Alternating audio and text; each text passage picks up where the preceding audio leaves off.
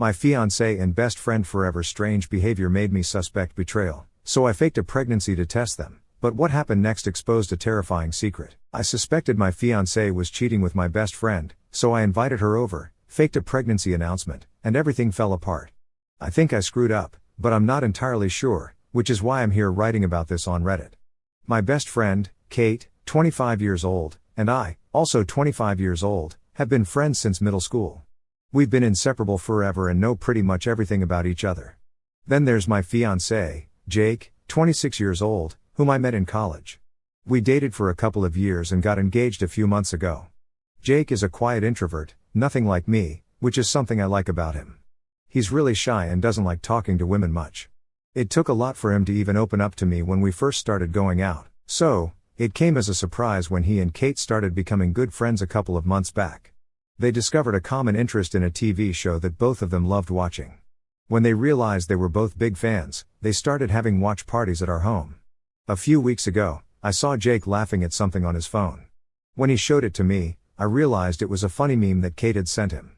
I didn't know they texted, and when I asked him, he told me they were kind of friends now.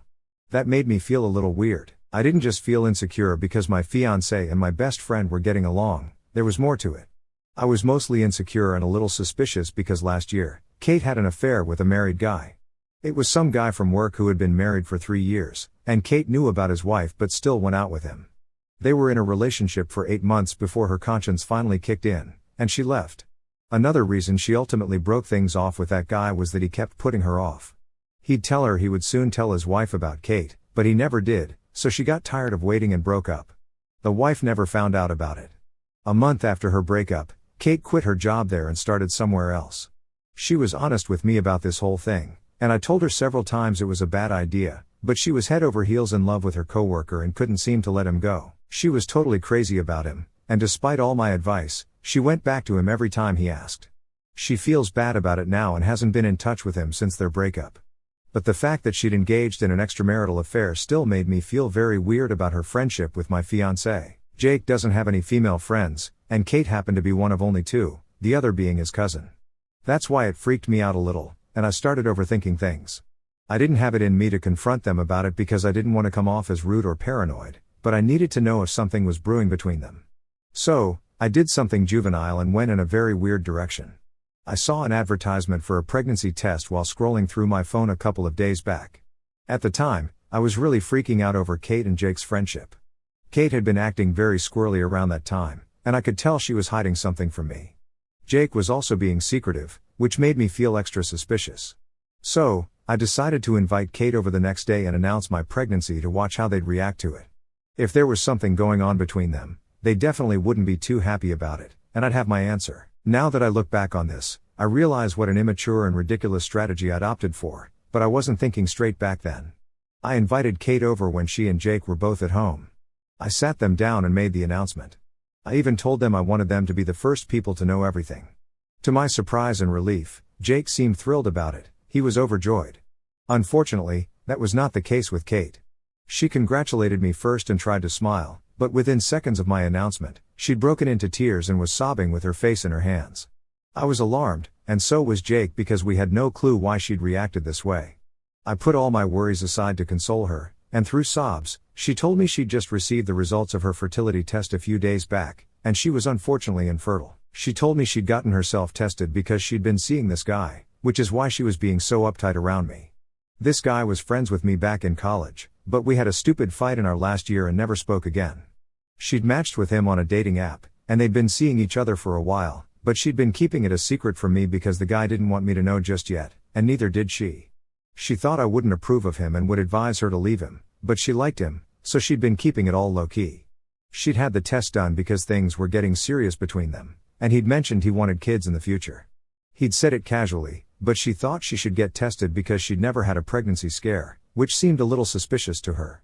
It all made sense now. I was horrified when she told me the real reason she'd been acting so weird and why she'd started crying at my pregnancy announcement. I felt even worse when she left, still crying, because she said she needed to be alone for a while and process everything. I felt like crap about what I did and the stupid way I chose to deal with this situation. I've confessed to Jake since then, and he thinks I took it way too far. I should have just talked to them both and had an honest, open discussion instead of doing something so weird and pointless. He's forgiven me, and I'm thankful for that, but I haven't been able to figure out what to do about the situation with Kate. On one hand, I feel really sorry about how I made her feel and want to tell her the truth. On the other hand, I don't think this was entirely my fault because I couldn't have known what she was going through. I also don't know how to tell her the truth at all. She's been distant from me ever since the day she told me the truth and hasn't been responding to my texts for some days now. I think she's taking this too personally, and I can't help but think that if I had been pregnant and this had been her reaction, I wouldn't have been too happy about it. In her head, I'm pregnant, and she's still choosing to give me the cold shoulder over something like this when she should be celebrating with me. I know it's not real, but it still stings. I don't know if I'm the asshole for telling my best friend and fiancé that I was pregnant to gauge their reactions because I wanted to find out if they were having an affair or not. Jake went easy on me, to be very honest. I don't think any other guy would have forgiven me so easily. He understands me and loves me, and that's the only reason I got away with this so easily. It was horrible to lead him to believe we were having a baby just because I was feeling insecure. What I did to Kate was pretty screwed up too. He reassured me that he and Kate never were and never will be anything more than just good friends who occasionally talk online. I know Kate has her own flaws, but I had no right to do what I did to her. I get it now, and I've apologized to her and come clean about it too. I didn't have the guts to do it to her face, so I typed everything out on an email and sent it to her an hour ago. She hasn't seen it yet, or if she has, I haven't heard anything from her. Jake thinks she'll forgive me for what I did, but I'm not too sure because she seemed very torn up about the whole pregnancy thing. Some of you also asked about the guy she's been seeing and why I had a fight with him, so I guess I'll share that too while I wait for her to reply. Her current partner, Travis, 25 years old, and I went to college together and were friends, but we had a huge fallout when I discovered he'd been seeing a girl who was a known bully. She was a full-blown, attention-seeking nutcase who would always do weird stuff for attention. When she saw that Travis and I were good friends, she spread some nasty rumors about me, which is why I got into a fight with Travis. He was defending her, and I couldn't believe he was siding with her on this, so that's how our friendship ended. Of course, I didn't keep in touch, so now I don't know what he's like anymore. He might have changed, or he might have remained the same, but after my terrible experience with him, I definitely would have advised Kate to stay away from him. I can't control what she does, which was clear from when she dated her married coworker, but I can nag her and force her to eventually change her mind about men who are bad decisions. That's what I usually do when she goes after terrible guys, which is more often than I'd like to admit. Kate got back to me, and we met over coffee this evening. I was very nervous, but she seemed happy to see me. It's been almost 2 weeks since the day of my announcement, and Jake's forgotten about it entirely, bless his heart, but I haven't been able to forget, and neither had Kate. She put me at ease as soon as I got there, and any awkwardness went away instantly. We hugged and apologized. We didn't even need to specify what we were sorry about because we knew, and that's all that mattered. She told me she didn't want to do it at home because she didn't want it to be awkward for Jake, who isn't very good around emotional situations. It was really sweet that she'd thought of him. Apparently, she'd broken up with Travis because he'd forced her to keep their relationship a secret, not just from me but from everyone in general. She hadn't told me how long they'd been together initially, but today I found out they'd been together for almost a year. It wasn't actually Travis who brought up the topic of kids and marriage, like she'd originally told us, it had been Kate. She'd asked him if he ever wanted to get married and have kids because my upcoming wedding had forced her to take stock of her own relationship. He'd said he wanted that in the long run but wanted to keep their relationship under wraps for now. Kate had been planning on getting tested after that discussion because she thought she'd finally found a guy who wanted the same things as her but just wanted to keep things private and low-key for some time. She was ready to wait for him. She got the test done just to be on the safe side because the thing about her never having had a pregnancy scare was true, and her cycles were also really irregular. So, she did get tested, and that's what changed everything. It wasn't just the infertility she was upset about but also their breakup. A day after my conversation with her, she told Travis she was infertile, and he seemed okay with it. But that day, she gave him an ultimatum and told him that since they were almost a year into their relationship, she thought it was time they started getting more serious and that he should make things public. He didn't want to do that and, once again, brought up the thing about me, saying he just didn't want me nosing into their relationship because he knew how annoying I could be when I wanted something done. Kate put her foot down, though, and unfortunately, it didn't end well. It was really weird to me that, despite being together for almost a year, Travis didn't want to take things to the next level and would rather break up with Kate than tell everyone they were together. I thought he was cheating, but I didn't tell Kate about it. That was the last thing she needed to hear. If the relationship was over anyway, there was no need for me to add fuel to the fire and make her feel worse about herself. She'd been very low for the past couple of days, mostly about her own infertility and then the breakup. After that email, she felt better that at least she wouldn't have to deal with pregnancy around her so soon while she was struggling with her own emotions about it. We talked about Jake too, and she said the same thing Jake had told me. They were just friends, and that was it. I was too important to both of them to even think of jeopardizing it. It was kind of emotional, and we got really teary-eyed talking about these things because we've been friends for so long. But now that we're grown-ups, we sometimes forget we're not the girls we knew back in high school. I'm really happy she broke up with Travis because if he was still keeping their relationship a secret, he didn't deserve Kate at all. Kate deserved better than someone who led her on for ages without any promise for the future of their relationship. It was pretty ridiculous of that guy to use me as an excuse not to go public with their relationship too. Had he not done that, I might have reconsidered my stance on how he is as a person, but this just reinforced what I already believed about him. He was not ready to commit to her fully and was using me as an excuse. Hypothetically, if Kate had told me about Travis, I'd have been right to ask her to leave him. That guy is as troublesome as it gets. Hey everyone, unfortunately, I was right about Travis. He actually had been cheating, which is why he wasn't ready to post her publicly. Just a couple of days ago, he posted a picture with some other woman, celebrating their 3 months together, but Kate and Travis had broken up just a few weeks back. Kate is devastated because he's blocked her already, and she had to find out through someone else. She came over last night, and she was just a mess, sobbing like a baby and reeking of cheap wine. Jake and I made her dinner and let her fall asleep on our couch.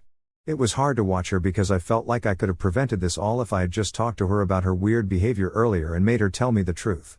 Then she would have told me who she was seeing, and I would have been able to nip their relationship in the bud. But I was too caught up in my own head to think about anyone else at that point. I know this isn't my fault, but it still feels a lot like it is.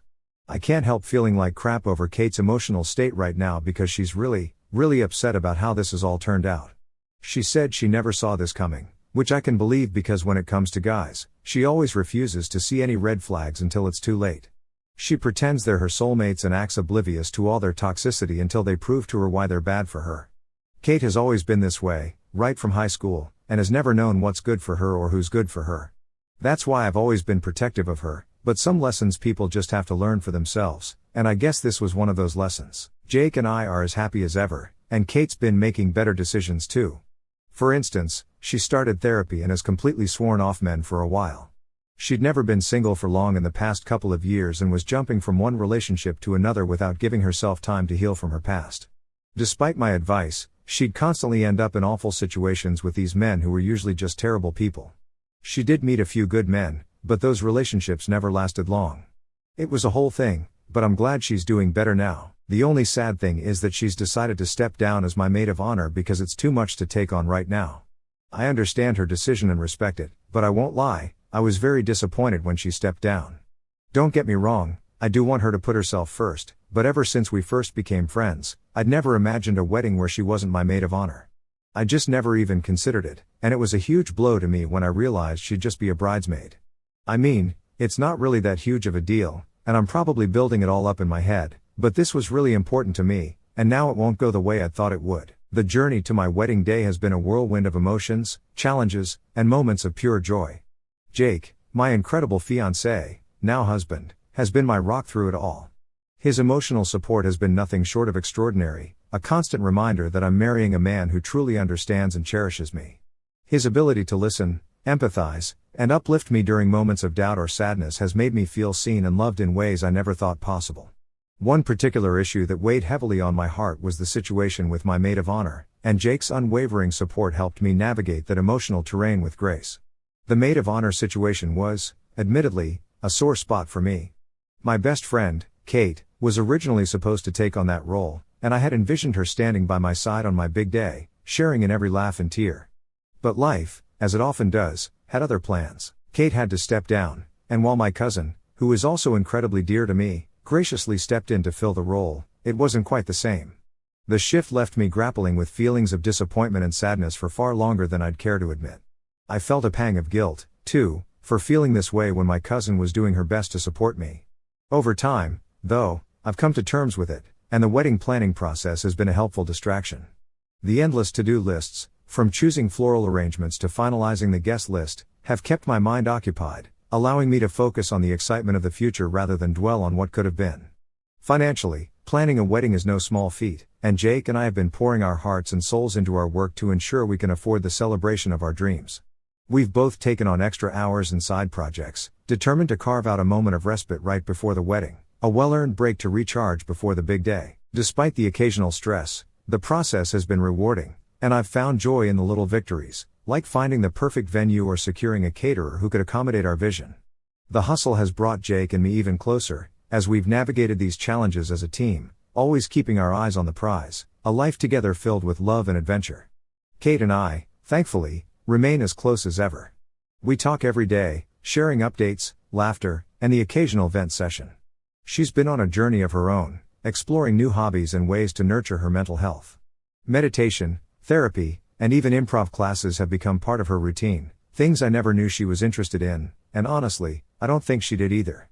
Watching her discover these new passions has been heartwarming, even if it means she's not as involved in my day-to-day life as she once was. Her happiness is what matters most, and I'm thrilled to see her finding her footing again. It's a reminder that our friendship doesn't depend on being in lockstep with each other's lives but rather on supporting each other's growth, wherever that may lead. Fast forward to today, and I can hardly believe it, I'm married. Last week, I tied the knot with Jake, the man who makes my heart sing, in a wedding that surpassed every dream I'd ever had. The day was a beautiful tapestry of love, laughter, and unforgettable moments. From the soft glow of the fairy lights to the vibrant energy of our loved ones gathered around us, every detail felt like it had been plucked from a fairy tale. The after-party was the cherry on top, a night of pure, unbridled joy. Even Jake, who usually prefers the sidelines to the spotlight, couldn't resist the infectious energy. He danced with abandon, twirling me around the dance floor as our friends and family cheered us on. It was a moment I'll cherish forever, a testament to the love we share and the life we're building together. Of course, no reflection on this journey would be complete without addressing the Kate situation. As much as I love her, and I do, fiercely, she didn't end up being my maid of honor. It was a decision that stung for a long time, and I wrestled with feelings of hurt and disappointment. But time has a way of softening even the sharpest edges, and by the time the wedding arrived, I had made peace with it.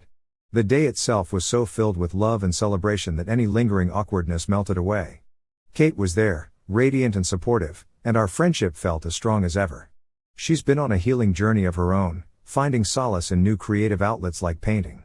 While her artwork might not grace the walls of a gallery anytime soon, it's been a source of joy for her, a way to channel her energy and move forward from the pain of her past relationships. Kate's breakup with Travis was a rough chapter, and for a while, it seemed like she was caught in a cycle of toxic relationships. Her parents, who had distanced themselves during her tumultuous affair with a married coworker, are now back in her life, and their presence at the wedding was a heartwarming sight. They were all smiles, dancing and laughing together, a stark contrast to the tension of the past. It's a relief to see Kate in a better place, mentally and emotionally, and to know that her family is rooting for her. Our friendship has evolved, too. I've learned to let go of the urge to fix things for her, recognizing that we're both adults navigating our own paths. Supporting her means celebrating her independence, not trying to steer her life. As for Jake and me, we're now looking ahead to our next adventure, our honeymoon in the Bahamas. In just a few days, we'll be soaking up the sun, lounging on pristine beaches, and letting the rhythm of the waves wash away the stress of the past few months. We've been dreaming of this trip for ages, a chance to unwind after the intensity of wedding planning and our demanding work schedules. The fact that Kate is covering the cost of our hotel as a wedding gift is the sweetest gesture, a way for her to make amends for stepping down as maid of honor. It's a reminder of how much she cares, and I'm beyond grateful for her thoughtfulness. Reflecting on this journey, I'm struck by how much I've grown. Planning a wedding, navigating friendships, and balancing life's many demands have taught me resilience, patience, and the importance of staying true to myself. Jake's love has been a constant source of strength, grounding me through every high and low. Kate's journey, too, has reminded me that life is unpredictable, but it's the connections we nurture that make it beautiful. As I prepare to embark on this new chapter as a married woman, I'm filled with gratitude for the people who make my world brighter: Jake, Kate, my family, and our friends who celebrated with us. Here's to love, growth, and the adventures that lie ahead.